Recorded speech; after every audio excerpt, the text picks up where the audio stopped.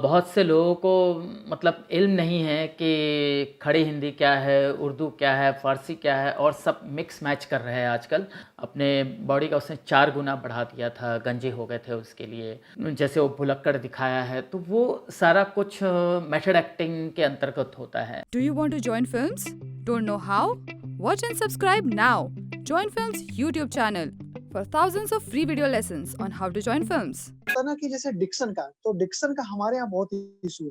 Dickson को लेकर के जैसे हमारी बॉलीवुड इंडस्ट्री जो है, उसमें हिंदी भाषा का रोल है टोटली।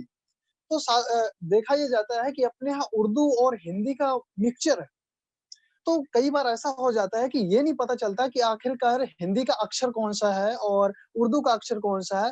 तो उसमें जो एक पहचान का बड़ा मुश्किल हो जाता है। तो काफ़ी कई बार वैसे तो मैं खोज रहा हूँ और कोशिश भी कर रहा हूँ, प्रैक्टिस कर रहा हूँ। लेकिन इसके लिए कोई ऐसी बुक है? डिक्शन को लेकर के अगर बात करें तो वाक़ई ये बहुत दिक्कत है। ये बहुत से लोगों को मतलब इल्म नहीं है कि खड़ी हिंदी क्या है, उर्दू क्या है, फ़ारसी क्या है और सब मिक्स मैच कर रहे हैं आजकल। और या फिर हिंग्लिश चलने लगा आजकल, हिंदी और इंग्लिश का मिश्रण हो चुका है। हिंग्लिश भी एक नया लैंग्वेज आ गया है।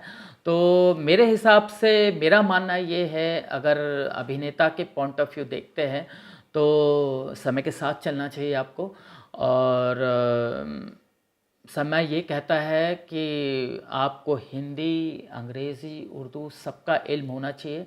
और अगर मिक्स मैच का अगर आती है बारी तो मिक्स मैच कर देना चाहिए। लेकिन बनिस्बत इसके मैं सिर्फ इतना कहूँगा कि सबसे पहले तो चूँकि हम हिंदी माध्यम ज़्यादा तवज्जो देते हैं हिंदी माध्यम को, क्योंकि हिंदी फ़िल्मों में हम अभिनय करते हैं, तो इसलिए हिंदी हमारी बहुत अच्छी होनी चाहिए। और शुद्ध हिंदी या खड़ी हिंदी या हम दिनचर्या में जो हिंदी का सदुपयोग करते हैं, यही हिंदी सबसे अच्छी हिंदी मानी जाती है। और इसमें अगर उर्दू अल्फ़ाज़ आप बोलते भी हो तो इसमें बुरा नहीं है। जैसे आप मिर्ज़ा गालिब कह लो या बड़े-बड़े शायर, या फिर हिंदी के शैल चतुर्वेदी कह लो, हरिवंश राय बच्चन कह लो, मैथिली शरण गुप्त कह लो, महादेवी वर्मा, इनकी भी अगर आप साहित्य में जाते हैं, ध्यान देते हैं, तो उसमें भी आपको मिक्स मैच दिखेगा। तो ये पहले से आदिकाल से, सनातन काल से चला आ रहा है कि ये हम सदुपयोग कर रहे होते हैं। लेकिन हाँ, ये याद रहे कि दुरुपयोग ना करें आप किसी शब्दों का। तो अगर आपके शब्दावली में कुछ शब्द इधर-उधर से आ जाते हैं, लेकिन वो बिना नुकसान से वो लोगों को अच्छा लग रहा है प्रदर्शन करते हुए, तो आप बेझिझक इस्तेमाल कर सकते हैं, लेकिन उसका सदुपयोग करें, दुरुपयोग ना करें। मेथड एक्टिंग क्या होता है सर? देखिए, मेथड एक्टिंग और स्पॉन्टेनियस एक्टिंग। स्पॉन्टेनियस एक्टिंग, पहले मेथड एक्टिंग आपको जानना है वो बता दूं कि मेथड एक्टिंग में हम, जैसे फॉर एग्जांपल अगर आपको मैं दूं तो गजनी जो आमिर खान ने परफॉर्म किया था, तो वो टोटली एग्जांपल एक मेथड एक्टिंग का, क्योंकि इसमें बहुत सा होमवर्क होता है, वो आप बिना मेथड के कर ही नहीं सकते। सबसे पहली उसने मेथड एक्टिंग में होमवर्क के नाम पर किया था वो ये कि अपनी बॉडी को बढ़ाना। अपने बॉडी का उसने 4 गुना बढ़ा दिया था, गंजे हो गए थे उसके लिए।